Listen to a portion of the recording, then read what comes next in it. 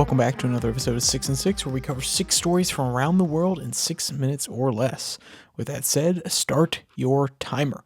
We begin today in South America, where Colombia faces an outbreak of yellow fever as the air becomes warmer and the mosquitoes begin to fill said air. From BBC, quote, "Yellow fever is caused by a virus transmitted to humans by infected mosquitoes. It can be prevented by a vaccine, which in most cases provides lifelong protection. The government has urged people to get vaccinated ahead of the Easter weekend, a time when many Colombians travel to warmer areas where the mosquitoes that spread the disease are more prevalent." Health Minister Guillermo Alfonso Gimero said those going to high-risk areas must be required to show proof of vaccination. The health minister said that there have been 74 confirmed cases of yellow fever so far during this season, end quote. Next, we shift our focus to Africa, where South Sudan's uneasy peace is being tested once again. From Reuters, President Salva Kiir has served in an uneasy power-sharing government with Machar since a 2018 peace deal ended the civil war between fighters loyal to the two men, which killed hundreds of thousands of people. Machar's detention under house arrest for trying to stir up a rebellion through his supposed support for the White Army militia in the Upper Nile has ignited international fears of renewed conflict among ethnic lines. Spokespeople for the military and the White Army, which Machar's party denies backing, said Nassar town has been recaptured as of Sunday without a fight, end quote.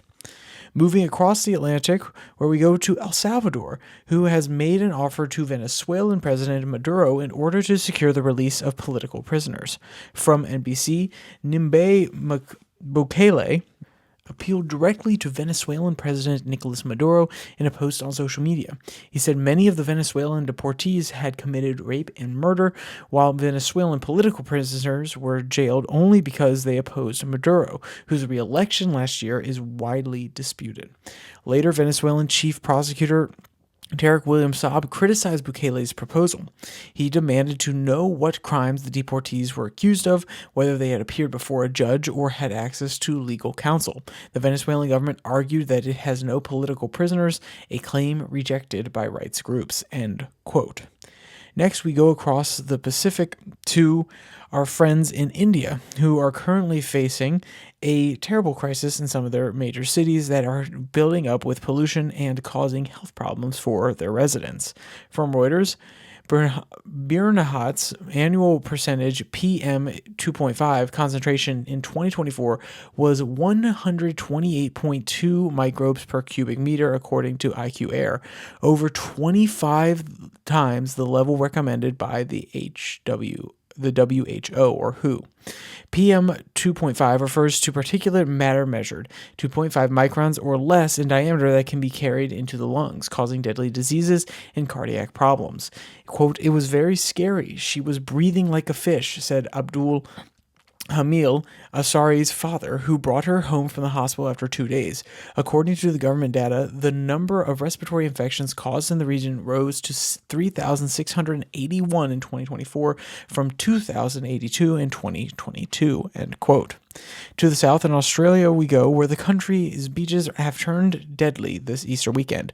From BBC, a 9-year-old boy who got trapped between rocks in the New South Wales beach on Sunday has become the 7th person to drown in Australia over the Easter weekend. The majority of deaths were caused by strong swells washing people into the ocean from rocks.